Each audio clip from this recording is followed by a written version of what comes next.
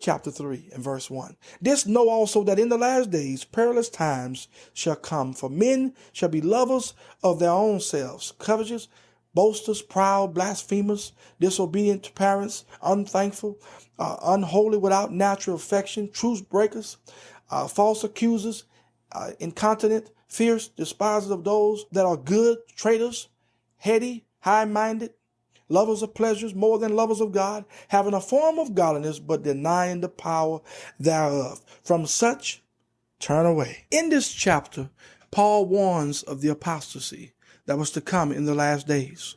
And by the time this chapter ends, we will also see the antidote for apostasy, and that is the word of God. In this passage, Paul lists 19 words or phrases to describe the last days. Number 1, self-lovers, lovers of selves.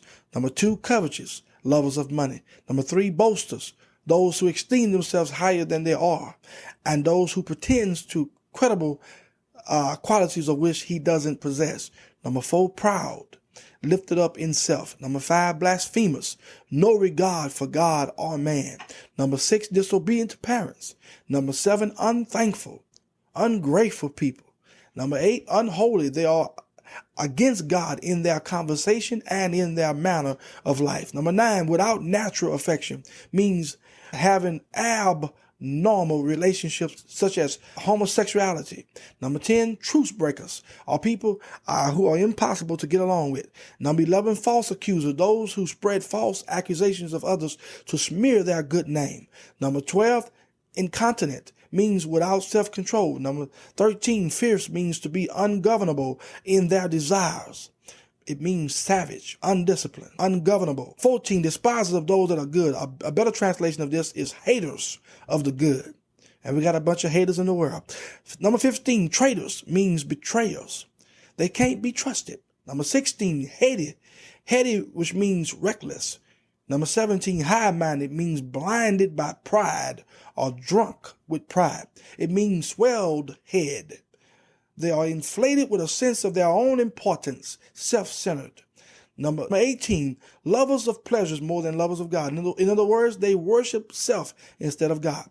And number 19, having a form of godliness but denying the power thereof. They go through all the correct outward movements and maintain all the external forms of religion, but they know nothing of the dynamic power of God that is on the inside of believers.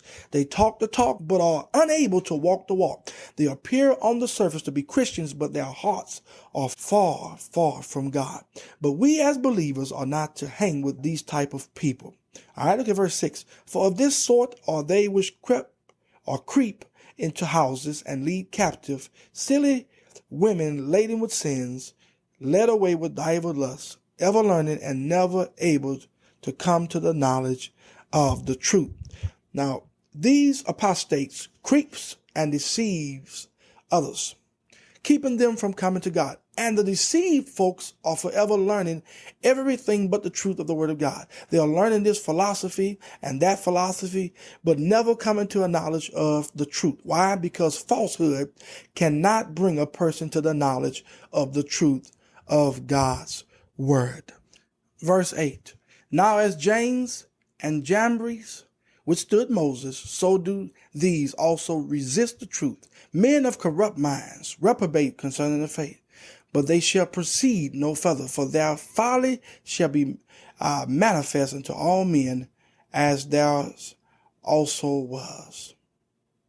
James and Jambres are the names given to the court magicians of Pharaoh who opposed Moses and Aaron when Moses was leading the children of Israel out of their slavery in Egypt.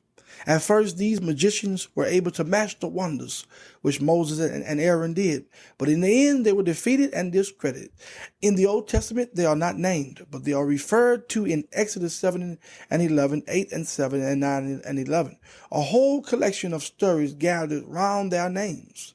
Among all the stories, one fact stands out. James and Jambres became legendary figures typifying all those who oppose or would oppose the purposes of God and the work of his true leaders. The Christian leader will always have opponents, will always have opposition. But one thing Paul was sure, the days of the deceivers were numbered. The history of the Christian church teaches that falsity cannot live. It may flourish for a time, but when it is exposed to the light of truth, it is bound to shrivel and die. There is only one test of determining falsehood, and that is by their fruits. The best way to overcome and to banish the false is to live in such a way that the loveliness and graciousness of the truth is plain for all to see. The defeat of error depends not on just skill in controversy, but also in the demonstration in life of the more excellent way.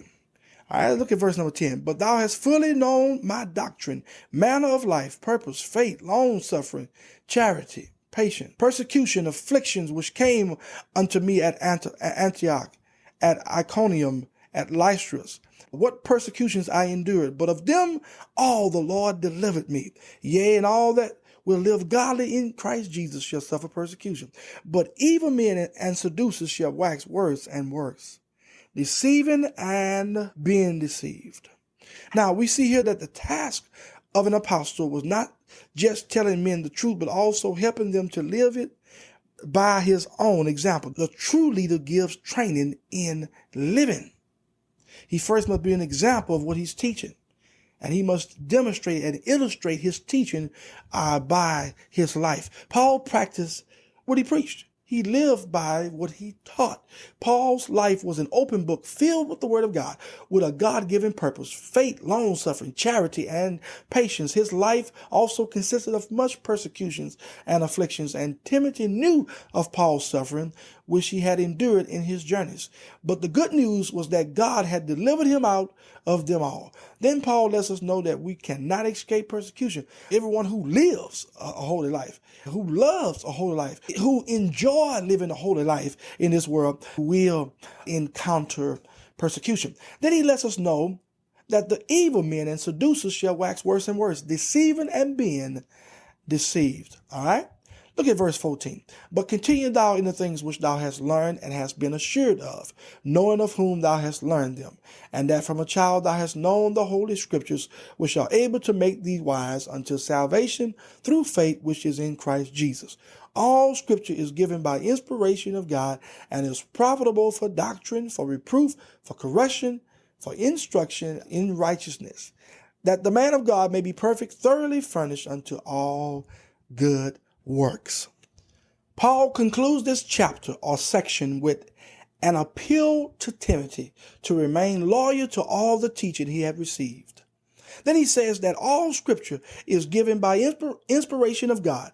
Now, just how good is the Holy Scripture? Well, number one, it is profitable for doctrine. It is good for doctrine, that is, for teaching. That's why we teach it. It is good for reproof, which means conviction. Studying the Word of God and teaching it should bring conviction to somebody's life. Number three, it is good for correction. That is, setting things right in your life. Correction of error. And number four, it is good for instruction in righteousness, which means discipline, thinking and acting in accordance with the will of God. And if we apply everything that is applicable from Genesis to Revelation to our lives, we will come to the mature state in Christ Jesus, and we will have a life that are filled with good works. Timothy had been taught the word of God, and now he was to declare the word of God.